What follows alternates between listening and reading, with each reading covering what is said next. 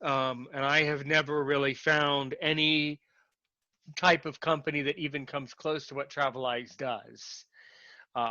So yeah, Mm. that is all very very interesting. Well, why did you decide to get into marketing, and why are you so interested in this marketing field?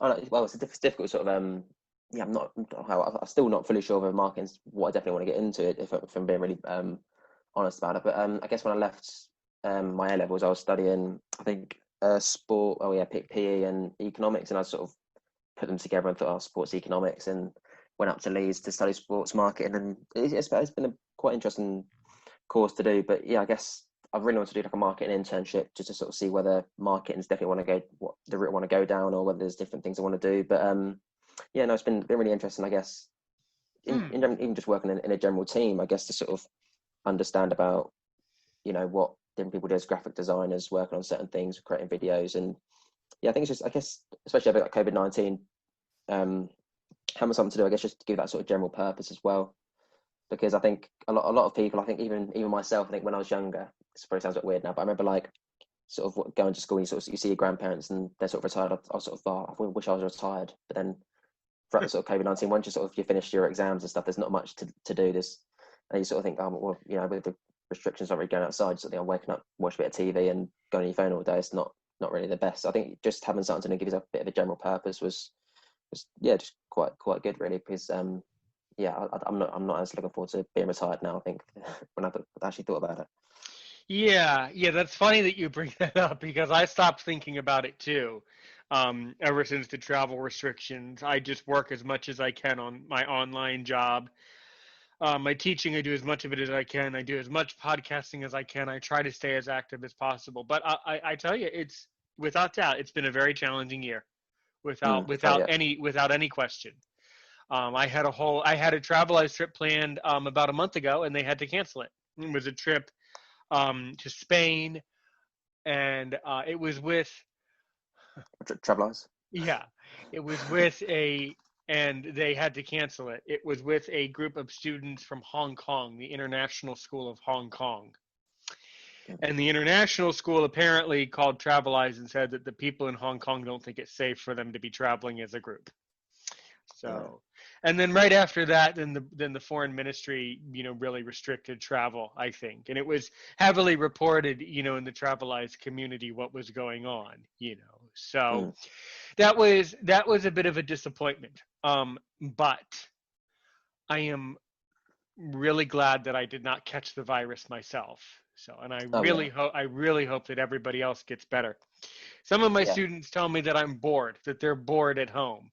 I say, well, do you have the virus? No, but I'm bored. I say, well, I'd rather be bored.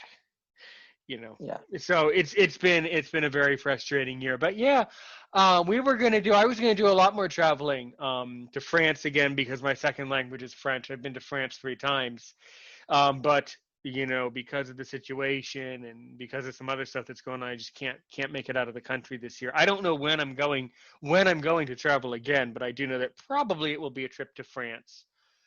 Mm. Oh yeah. Hopefully, I would hope next year. So let's go back to something interesting. You said that at first you wanted to study sports marketing. So can you tell us more about your interest in sports and talk about sports for a bit? Yeah, well, I've Yeah. always been massively interested and massively passionate about sport, but yeah, I guess right from when I was younger, I guess I've always been doing the athletics or tennis and badminton and football. I think that's sort of been a massive sort of passion that I've always sort of had. And I guess even from a young age, you always play sports growing up, really, but watching it on TV, etc., and going. I think yeah, my local football team, Ipswich Town, I had a season ticket there from yeah about 2009 to like 2018 to when I sort of left to go to university. So that's always sort of been a big part of me. I guess it is in a way is so similar, I think, to like religion in many ways. You know what I mean? I sort of everyone goes to that stadium that is that sort of community, and you sort of go there for 90 minutes, and then you come home. So I think that's it's like a massive part of culture as well. I guess obviously in America, there's obviously sort of soccer's obviously over there is like not the biggest, but yeah, I guess But the sport in America it's is. gaining. It's I tell you, it gains popularity. Mm. And especially when America is in the FIFA World Cup, people gain an interest for it and are more familiar with it then. So yeah, I mean, who's your club there in the UK? Yeah, be Ipswich. Yeah, my local team. They're not a massive. I had a pretty dreadful year last year. I think got Yeah, Ipswich. Yeah, Ipswich. Yeah, so yeah. just below Norwich. Yeah, so obviously fairly local to your university. It must be just like an hour away. Just like it's like I describe the place as like Ipswich, probably like a slightly worse version of Norwich as a city in general. But yeah, just like it's very No, similar. Like, no, listener, don't now, guys, don't listen to now. Don't listen to that part. Okay. So we're gonna. All right. I just saw them skip ahead in the track. They just totally skipped out what you just said there. No. yeah. England is perfect. There's no bad city in England. Norwich is the best one. Yeah, I mean it's a nice place to live. I don't not a massive fan of the football team, obviously being a rival of Ipswich, but yeah, Well, now once we really get down to the truth, it's all about the football. That's really what makes you hate Norwich. yeah. That really puts the pepper in the tea. That really puts the nail in the coffee, I guess. I mean, to run steep, but I mean, it's well. I don't want to get into it, but I mean, we haven't beat Norwich for I think 10 years at least, so that's Really, that's a bit of a funny. pain. That's But funny. yeah, I don't want to talk about it. Let's move on. Let's move into a different direction now. Yeah. Well, okay, fine. Well, fine. So you probably at some point you probably had a dream of working for Ipswich as some sort of a manager or maybe in marketing of sorts. Yeah. Are the right now in the UK are the athletes even allowed to practice? How are they managing the situation? Yeah, well, I think obviously in the Premier League, there all the games are playing as usual now. There's obviously just no crowds. Okay. Yes, So in your country, they've decided to play the regular Premier League season, but no crowd. Yeah. yeah, it's just the Premier League Championship are playing. I think League One and League Two have been null and void. I think the clubs voted to end the season because I think some certain clubs couldn't play without having the fans there. Because obviously, for smaller clubs, the gate revenue and the gate receipts are a massive part of the revenue, a massive percentage of the revenue compared to the Premier Right. League teams with the And TV money. I So think yeah, that's true. Yeah, it depends on what level, what tier you're on. If you're the first tier, like the mm. Manchester City, the first tier, but then if you're a lower, I forget is Norwich Premier League or are they relegated? Well, just been relegated. Yeah, I think a couple of days ago they just got confirmed relegation. So So that was they're down to the second tier now. So they down aren't down to the Championship now. Yeah, no right tier two, not tier one, yeah, not the the second top division. tier. Yeah, The not top tier anymore. the second level, right? The level. Yeah. Yeah, but you know what though? You have to be so talented to play on any team in England. You would still be an amazing athlete even if you are on like the worst team. You're still an amazingly talented person. So yeah. Oh yeah, 100%. I think just I guess the Premier League and the English league is such a global league. I guess all nations love to play in the UK because it's I guess the most globally represented league in terms of the broadcast. It's shown in America, etc. The Premier League. Now it is, Um, yeah, and yeah, and but that's the point too. Is I think that British football and world football has gained in popularity because now they're starting to do a lot more showing the games in the States. Where before mm, 10 years ago, you'd have to buy a package, you have to pay extra money just to watch your own team if you're living in the working in the States. yeah, So it's a much more football in the UK is much more accessible now, I think, mm. but now is Ipswich in Premier League? Oh no, nowhere near. No, we're two divisions like below the Premier League. Yeah, it's quite depressing, really. But no, I was going to say it's been really interesting on my course, even just learning about.